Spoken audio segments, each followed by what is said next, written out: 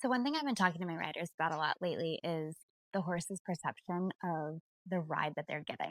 And I think we have to remember that horses are great data analysts. And so they're taking in data all the time based on what we're telling them, advertently or inadvertently. And they're processing that in the best way they can. So, for instance, I had a rider lately who every time she's finished with a course, she leans forward, she pinches with her knee, she takes her leg off, and she kind of collapses on the horse's neck and then sort of just stays there until the horse collapses into a walk. And as you can imagine, I have been telling her not to do this. But eventually, what happened was she came up to a distance that wasn't working out and looked down, leaned forward, and took her leg off, and the horse stopped. And before she could get upset and overly analyze, I explained this is exactly what you've taught her to do. You've taught her that when you assume this position, that the horse is supposed to stop. And now you've assumed this position directly in front of a jump.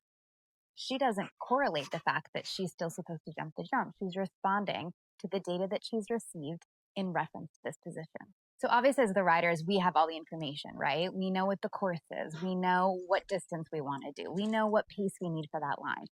But the horses are relying solely on the physical aids that we give them to put those puzzle pieces together.